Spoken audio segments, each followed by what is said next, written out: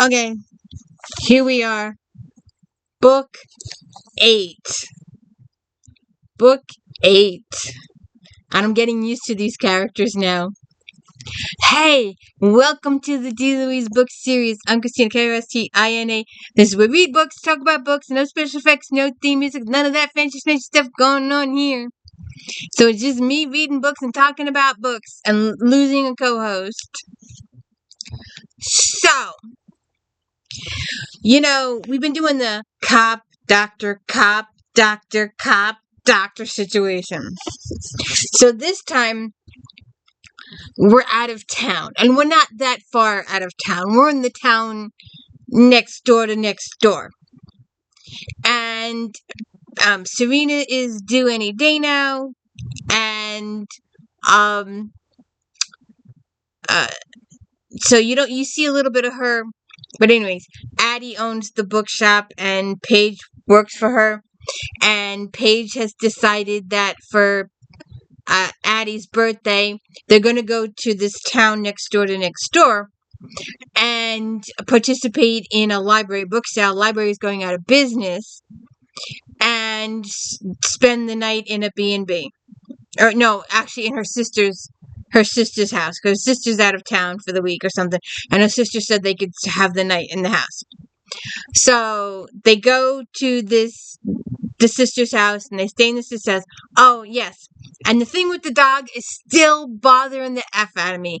I do not know why. It's a stupid little pet peeve, but it's still annoying the heck out of me because the dog is front and center in all the books now.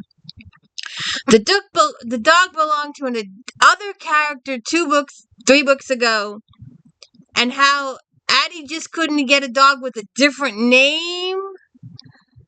And I'm sorry if I missed it.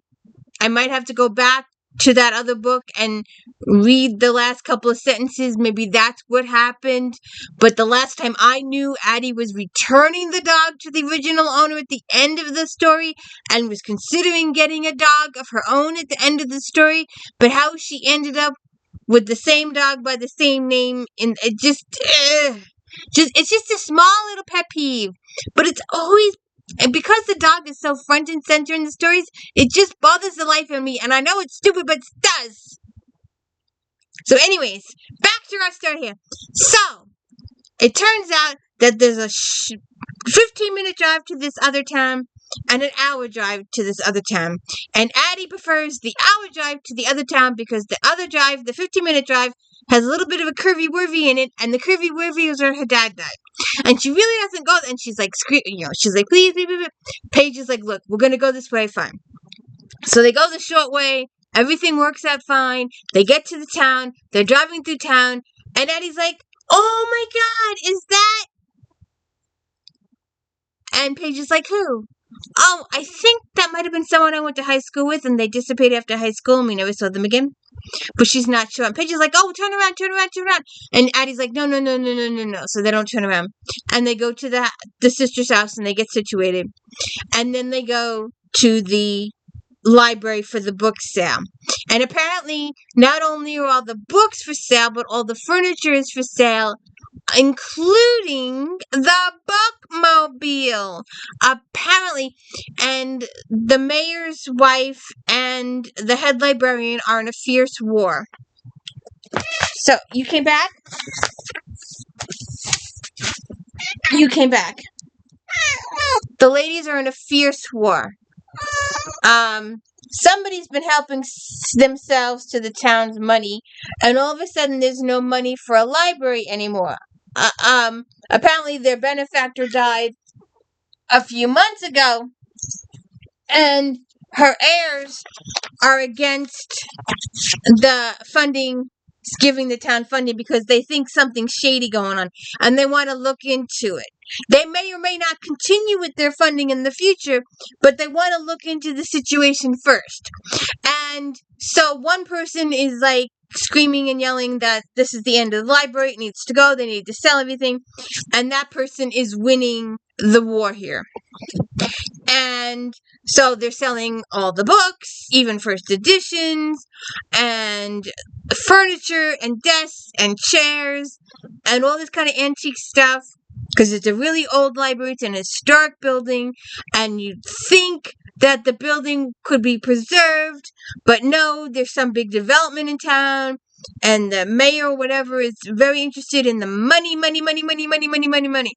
So they're having this big potluck to fundraise and sell the books, and Addie and Paige get involved with it. And this one person says, "Oh, how would you like to buy a bookmobile?" And Paige and Addie are thinking, "Oh yeah, we could promote the store. We could go when the town has little bazaars. We can take the bookmobile out and promote the store, and tell them to come visit the store and check out these books here on the bookmobile and come to you." Blah blah blah blah blah.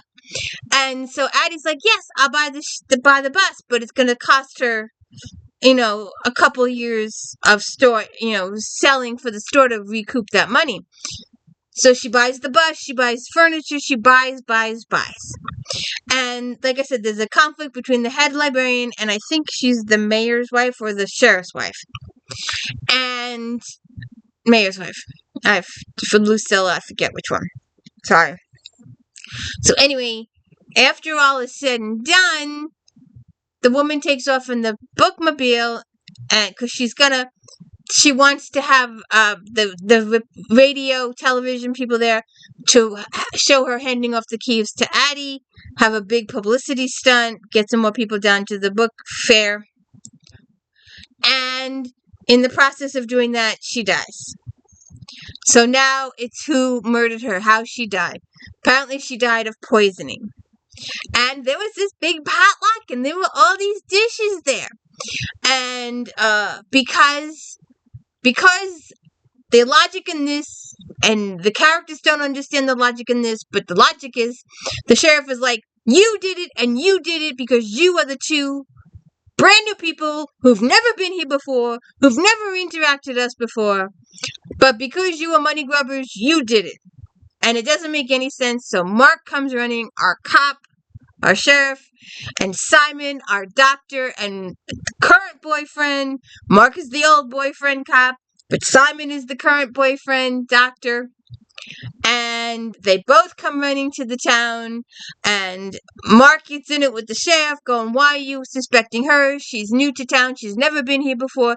She has no motive for anything. Why? She's a stranger, complete stranger. She comes to town, she buys a few things, and now you think it's her fault that this woman died."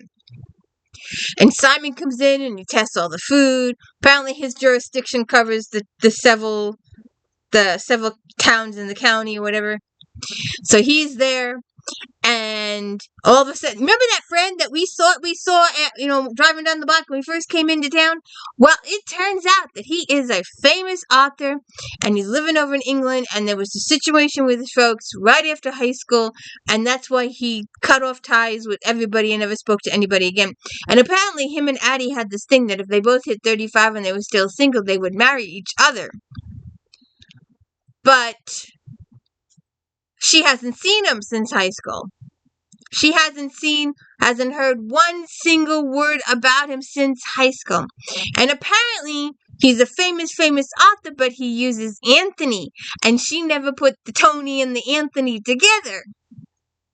But anyways, so he just thinks that he's going to show up out of the blue one day, but they have a romantic type kiss, and he decides she's more like a sister to him. It's more like memory situation, so we're just going to be friends from here on in. So then we're back to the cop, doctor. Which way will we go? And Addie's having second thoughts. Simon was supposed to propose to her at Christmas, but he got cold feet and didn't. Then he was going to propose to her on her birthday. And, of course, the situation with the murder happened, and her being a suspect and not being able to leave town, and starting the murder board, and starting the investigation, and questioning everybody. And Simon got a little bit of cold feet. And she's getting feelings from Mark, and she's talking about Mark, and she's possibly trying to she starts to have a conversation with Mark, but then there's a knock on the door, and Simon walks in and cuts the conversation off. And there was a couple of times when she started to have a conversation with Mark, and something happened, and she couldn't have the conversation. Then Catherine and Felix show up, and Catherine's Addie's ex-father-in-law, almost father-in-law, however you called Catherine and wanted to get back together, but he's still doing all the traveling. On the other hand, Felix is always in town. He's always been there. He's been treating Catherine good. Catherine likes him. So Catherine decides she's going to have to talk with the ex-father-in-law, Hemingway, and go, look, this guy Felix is always here for me. I'm really enjoying his company. I'm going to give him a try. Sorry. So that's it. And then we have Serena and her pregnancy situation. And she's got a big secret at the end of the book to explode there. But then Addie tries to talk to Simon. Are we okay? Something doesn't feel right here. You're acting funny. She tried to kiss him and he went onto the cheek. And she's like, what's going on? And I thought you didn't like public displays of affection, but this situation going on and blah, blah, blah, blah, blah. And there's difficult conversations and there's awkward conversations and there's no resolution to those conversations until later. And you're like, huh? And then, of course, they're doing all the questioning. And then she has a couple of light bulb moments. And you won't see the whodunit. You won't see it. It comes out of left field. You won't believe who done it, but that's the whodunit. The person around someplace. Lots of suspects. The entire town hated this woman. So, they may be able to save the library now that this woman is gone. But there's also some first editions that Tony wants back that were his relatives that may or may not have been swindled by the deceased lady. So we'll see what happens there. So there's a revelation with Tony at the end. There's a revelation with Serena at the end. And there's a Simon and Addie resolution reveal. There you go. Reveal at the end too. So we'll see what happens. I will probably hit book 9 in a couple days. We'll see. But I don't know what's gonna happen with the bookmobile. It should be a good idea to promote the store. Wouldn't it be interesting if Barnes & Noble had a bookmobile? Because you only think about libraries having bookmobiles. But that would be interesting for Barnes to have a bookmobile and drive through the neighborhoods. That would be interesting. Order a book and have Barnes deliver it to you. We used to have a bookmobile, but I haven't seen it in a while. It used to show up all the time. Like once a week or once every other week or something like that. But not anymore. When funding stops, funding stops. So, I hope you have a good day. I hope you enjoy reading these books with me. I've got a couple of different ones coming down the pike. We'll have to see what happens with those. I don't know yet. And my co-host is circling and circling and circling. I don't know what's up with her today. Have a good one. Oh, and please don't forget to like and subscribe. No one sees my videos. I don't have those punchlines. I'm not that fake person, and I'm just not that person. Who killed Johnny on the spot? Blah, blah, blah, blah. The title of my video is the title of the book. Did I like this book? But they don't put the title in. They don't tell you what book it is, so you have to click on the thing to find out what the title of the book was. I'm not sneaky like that. I can't be deceptive like that. I'm not that person. I'm not that person that announces so-and-so died, and I've seen that. I don't know if you've seen it. But a couple of my soap star actors literally just finished a live podcast, and they're doing tours and stuff like that. And somebody, so-and-so died 4 days ago. They just finished a live video not 10 minutes ago, and they were really live. And some Budinsky butt says they died 4 days ago, and they've got like 200 views. And I'm like, people, stop clicking on this stuff. They're alive. But anyway, So what's going to happen with Simon and Addie? Are they going to get engaged to be married? And then are we going to go back to the Mark, Simon, Mark, Simon, Mark, Simon, Mark, Simon situation? Is Mark going to get a person? Or are they going to be friends? Is Simon going to be jealous of Mark? If he marries Addie, is he going to be worried about Mark meeting up with Addie to solve a case down the line? Who knows? I could take this series a half dozen different ways. I just can't write. I can get an idea, but that's as far as it goes. An idea. Have a good one.